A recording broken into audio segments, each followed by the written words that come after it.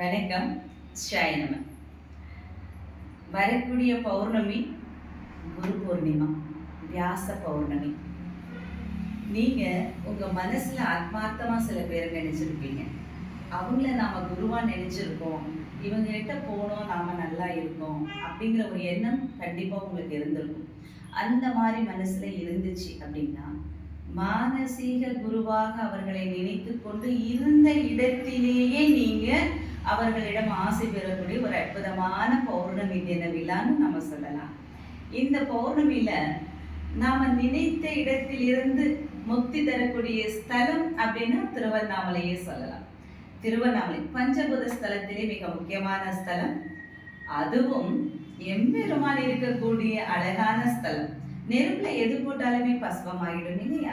அந்த நெருப்பு ஸ்தலமான பஞ்சபூத ஸ்தலத்திலே அக்னி ஸ்தலமான அண்ணாமலையார் இருக்கக்கூடிய அந்த இடத்திலே நாம இருந்த இடத்தில் நினைக்கும் பொழுது அந்த இடத்தில் இருக்கக்கூடிய பல ஆயிரக்கணக்கான இல்ல பல கோடிக்கணக்கான சித்தர்களுடைய உங்க வீட்டு முன்னோர்களுடைய ஆசீர்வாதம் பரிபூர்ணமா உங்களுக்கு கிடைக்கும். அந்த ஒரு அற்புதம் தாங்க இந்த பௌர்ணமியில எல்லாத்துக்குமே நடக்க போகுது. எல்லாருமே திருவண்ணாமலை வந்து அண்ணாமலையாரை தரிசனம் செய்ய முடியுமா அப்படிங்கிறது ஒரு கேள்விக்குறிதான்.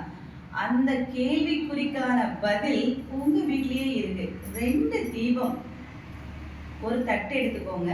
தட்டுல கொஞ்சோண்டு மஞ்சத்தூள், அது மேல கொஞ்சம் சர்க்கரை போட்டு ஓம் எழுதி, அதுக்கு பக்கத்துல அந்த தட்டிலேயே தீபம் அகல்களுக்கு 2 தீபம் போட்டு, தாமரை தண்டுல 2 திரி போட்டு தீபம் ஏற்றி வைத்து உங்களுடைய குருவை, மானசீக குருவை ஆத்மார்த்தமாக நினைத்து கொண்டு உங்களுடைய வாழ்க்கையில் எல்லா விதமான நல்ல பலன்களும் நலங்களும் கிடைக்க வேண்டும் என்று மனதார பிரார்த்தனை செய்யுங்கள்.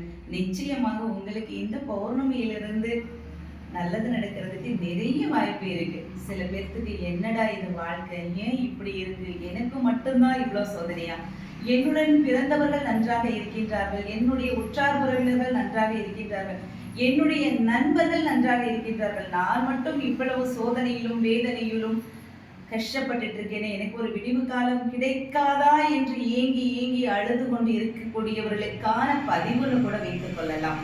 ஏன்னா அவங்க யார்கிட்டையும் சொல்லவும் முடியாது, அழக்கூட முடியாது. தனக்குள்ளே அழுது தனக்குள்ளே வெந்து ரொம்ப நொந்து போய் உட்கார்ந்துட்டு இருப்பாங்க.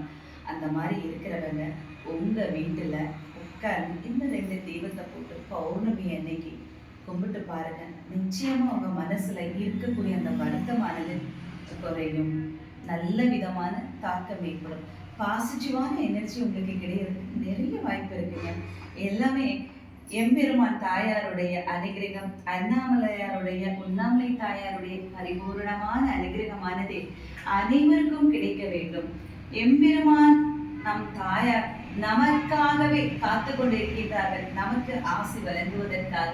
இன்று மட்டுமல்ல, என்றும் நமக்காக, நம்முடைய தாய் தந்தையை விட மேலானவர்கள் அப்படின்னு நம்ம சொல்றோம். மாதா பிதா குரு தெய்வம், இந்த 3 பேர்த்துக்கு அப்புறம் தான் நம்ம சொல்றோம்.